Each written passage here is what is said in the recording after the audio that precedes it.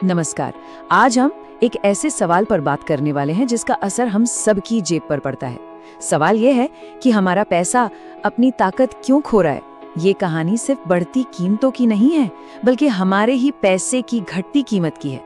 हम सब ने ये महसूस किया है ना कि जो चीज सोचिए 10 साल पहले 10 रुपए की मिलती थी, आज वही चीज 50 या 100 रुपए की हो गई है।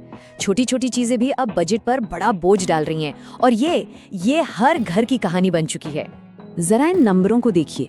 जो समोसा कभी 5 रुपए का आता था, आज वही 20 रुपए का है, मतलब 4 गुना महंगा। और पेट्रोल 60 रुपए से 100 रुपए तक का सफर तो हम सब अपनी आंखों से देख ही रहे हैं। और ये कहानी सिर्फ समोसे या पेट्रोल की नहीं है। घर के किराए से लेकर बच्चों की स्कूल फीस तक सब कुछ महंगा होता जा रहा है। तो सवाल ये है कि आखिर ऐसा हो क्यों रहा है? क्या सारे दुकानदार लालची हो गए हैं, या कंपनियां हमें लूट रही हैं, या फिर इसके पीछे कोई बड़ा आर्थिक खेल चल रहा है जिसे समझना जरूरी है। इस पूरी पहेली का जवाब एक शब्द में है, महंगाई, जिसे अंग्रेजी में कहते हैं इन्फ्लेशन। और ये सिर्फ एक शब्द नहीं है, ये एक ऐसी आर्थिक ताकत है जो चुपचाप हमारी जिंदगी के हर पहलू को बदल रही है। तो भाई, ये महंगाई है क्या चीज? बिल्कुल सीधे शब्दों में कहें तो ये वो रफ्तार है जिससे समय के साथ चीजों की कीमतें बढ़ती जाती हैं। और जब कीमतें बढ़ती हैं तो हमारे पैसे की जो खरीदने की ताकत है वो घट जाती है। और यही वो सबसे जरूरी बात है जो हमें समझनी है। हम अक्सर कहते हैं, अरे रोटी महंगी हो गई, लेकिन सच तो ये है कि रोटी तो वही है। असल में हमारा रुपया कमजोर हो गया है। आज 100 रुपये में जो मिलता है, कल वो नहीं मिलेगा। तो असली मुद्दा चीजों का महंगा होना नहीं है, बल्कि हमारे पैसे की ताकत का कम होना है। तो सवाल ये उठता है कि ये महंगाई आती कहाँ से है। इसके पीछे कोई एक नहीं बल्कि कई बड़ी वजह हैं। चलिए इसके 3 सबसे बड़े कारणों को समझते हैं। पहला और सबसे बड़ा कारण है ईंधन की कीमतें। जब भी पेट्रोल डीजल महंगा होता है तो इसका असर सिर्फ हमारी गाड़ी पर नहीं बल्कि बाजार की हर चीज पर पड़ता है। सोचिए, सब्जी से लेकर मोबाइल फोन तक सब कुछ ट्रांसपोर्ट होकर ही तो आता है। जब ट्रांसपोर्ट का खर्च बढ़ता है तो सामान की लागत भी बढ़ जाती है और आखिर में ये सारा बोझ हमारी जेब पर ही पड़ता है। दूसरा कारण है डिमांड और सप्लाई का सीधा साधा नियम।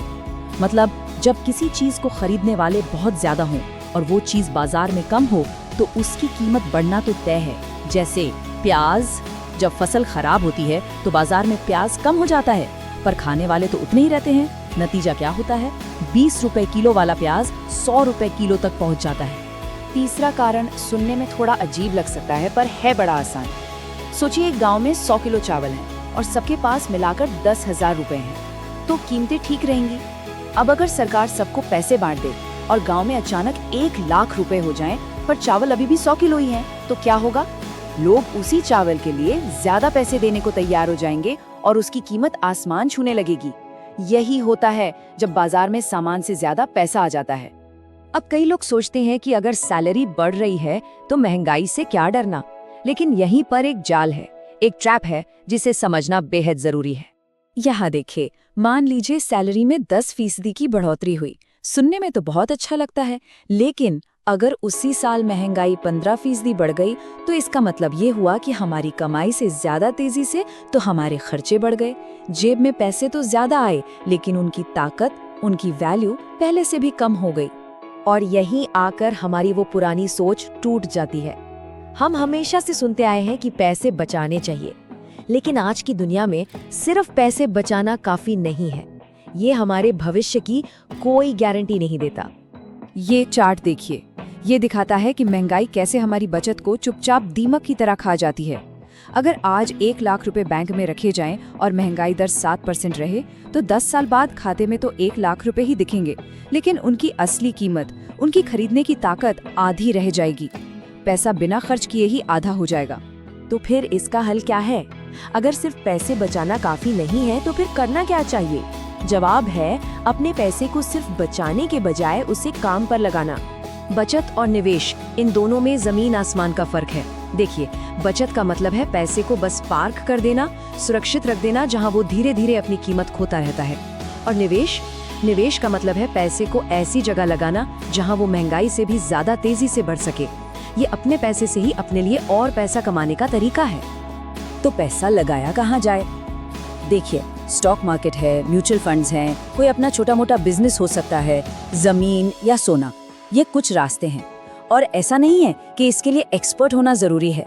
आजकल तो म्यूचुअल फंड में SIP जैसे बहुत आसान तरीके हैं जिनसे कोई भी शुरुआत कर सकता है।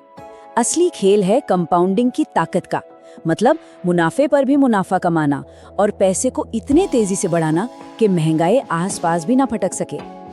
ये एक बहुत बड़ी सच्चाई है। महंगाई को कोई रोक नहीं सकता, ये तो बढ़ेगी ही, लेकिन हम अपने पैसे को इससे बचा जरूर सकते हैं। और सही जानकारी ही वो ढाल है जो हमारे पैसे को महंगाई के असर से बचा सकती है। तो अगली बार जब कोई अपना बैंक खाता देखे तो सिर्फ ये ना सोचे कि उसमें कितना पैसा है, ये सोचना जरूरी है कि इस पैसे की ताकत को कैसे बढ़ाया जाए, क्योंकि अगर पैसा सिर्फ बचाया गया तो महंगाई उसे धीरे धीरे खा जाएगी।